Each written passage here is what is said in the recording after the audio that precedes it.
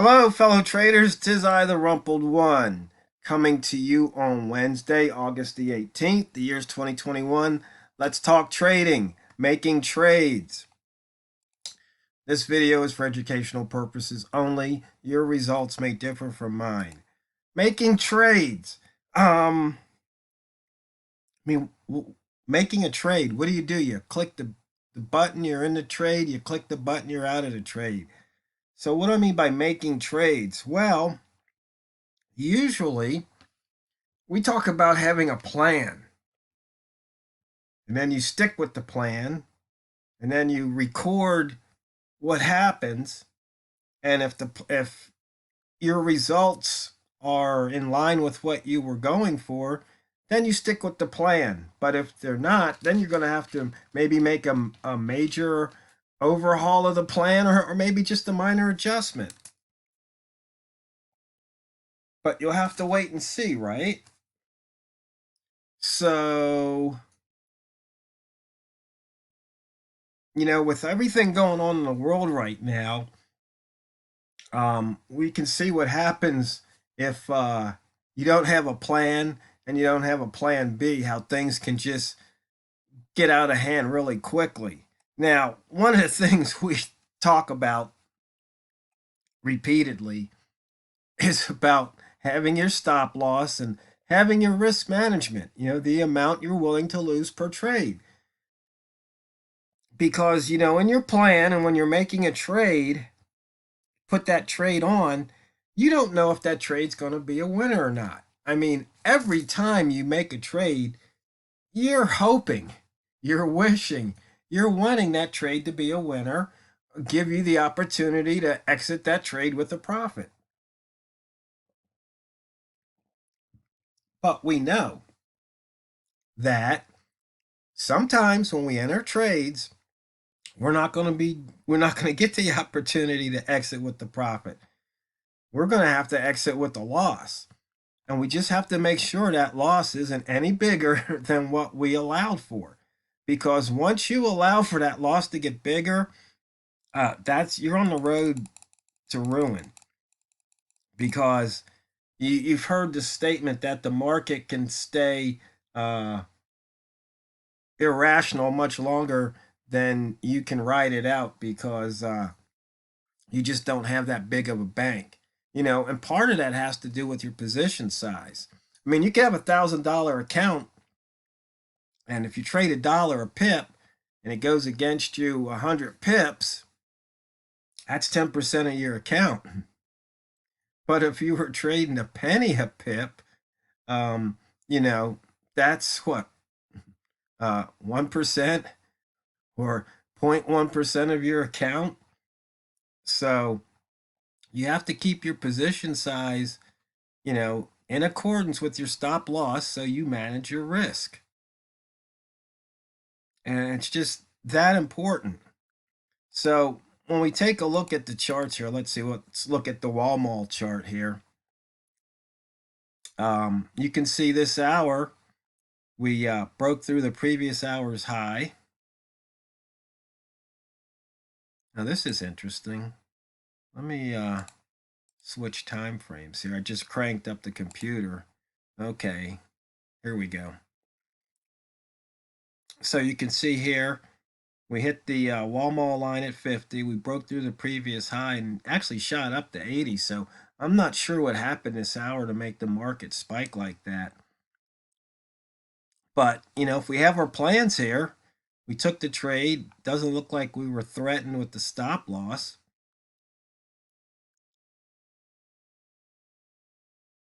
And you get to exit with the profit. But you can see here, once again, you might have been sitting up here thinking, hey, this is going to go up to here. But now you see, if you were here and now you're here, you've given up over 10 pips of profit. That's why you have to have a plan to manage the money, take some profit when you can, or maybe take it all and be done for the day. I spoke with Walmart earlier today, and he said he had some tough trading. He was in a trade and he was up 5 pips.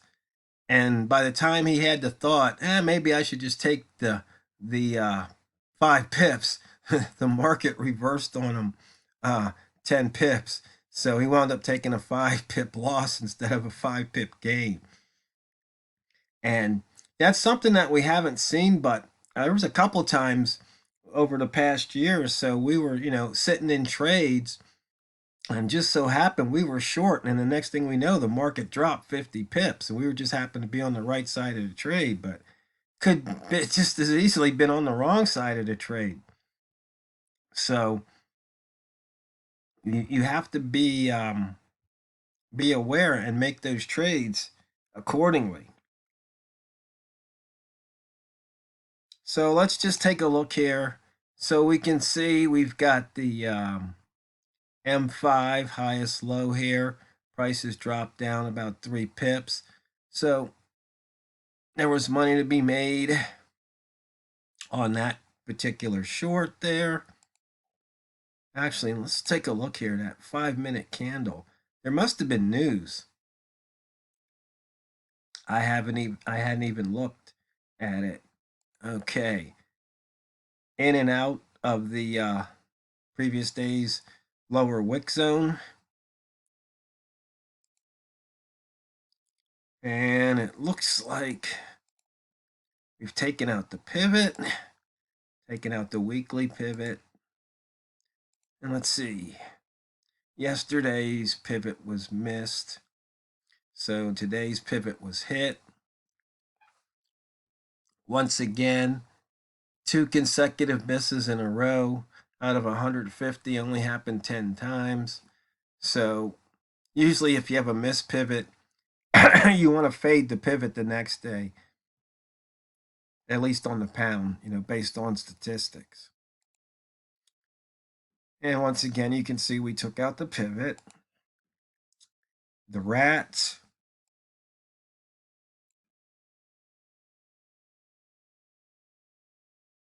We 67 pip range. Still kind of a muted range. And it looks like we added about 10 pips or so just this hour to that range. And speaking about the range, it's just noticing how what price is doing during these New York hours, how it's usually putting in a new high and then sometimes almost retracing the whole period. So it's doing what we call going coast to coast. And you can see that right here where it put in a high and then came back out.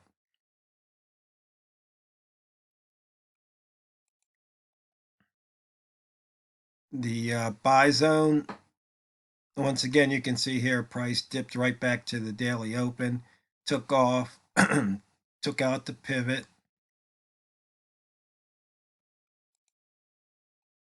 On the daily chart, we've got 5 pairs over 100. That inside, excuse me, the inside bar, you can see we tested both ends of it. Not much to the south and just slightly more to the north.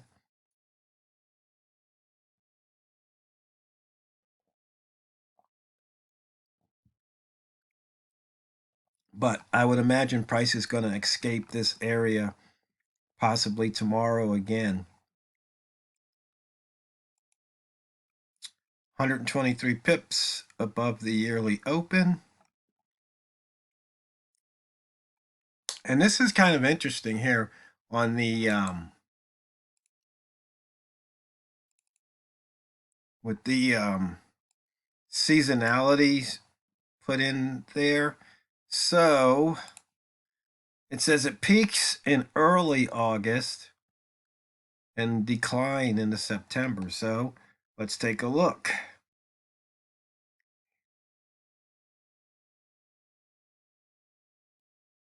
Here's early August. And then here is where we are now. So it peaked. Now it's declined. So maybe there really is something to that seasonality. Once again, that's based on statistics, not my study, but somebody else's study. So I just coded the study in for the pound. So if you're using the indicator, it defaults to the pound. You'd have to go in and recode it if you want to use different pairs. We're outside of the opening range for the week, outside and to the downside of the opening range for the month, but we're still above the opening range for the year.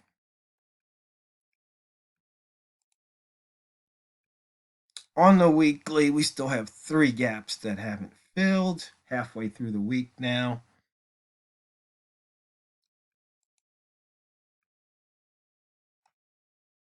And just looking at the wick zones, we're still below last week's wick zone.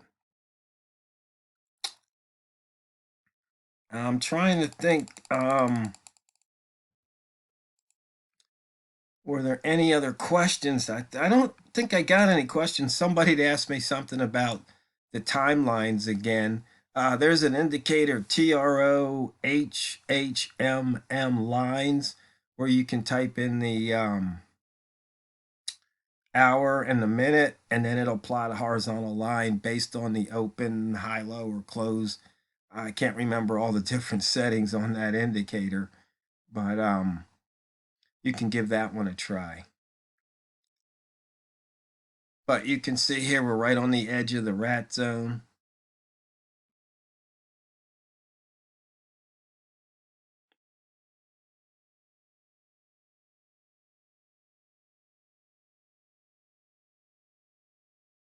And see, once again, looking at, let's see, switch over to the daily time frame. So yesterday, close minus low was only 6. I need to change something on this indicator here. Smart ranges 100 and -1. If you do that, then it'll show you what the candle color was. So you can see here on these red days, it's just not bouncing out of the lower rat zone like it used to. It's just something. So we even might want to take a look at maybe do 20 bars. Yeah, you can see it. Here we had one, we had a 30, but everything else is less than 20. So when we talk about making adjustments, making trades, you have to keep your eye on these statistics, because if you're, say, a rat trader and you're looking for price to come out, you can see here price isn't coming out, not like it used to. It's just something to be aware of.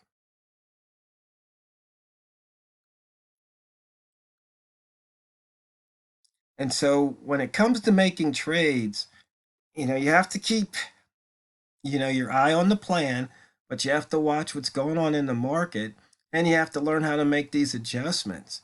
And you have to understand that not every trade's going to be a winner, and that's why you have your stop losses, because if you don't have a plan for when things go sideways, you're going to be looking at a mess, possible devastation to your account.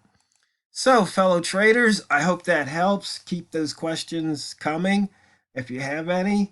Hopefully, you're having a good week so far. And just remember, when you sit down at your trading platform, it's not what you trade, it's how you trade it. So go out there and drain the banks. This is the Rumpled One, over and out.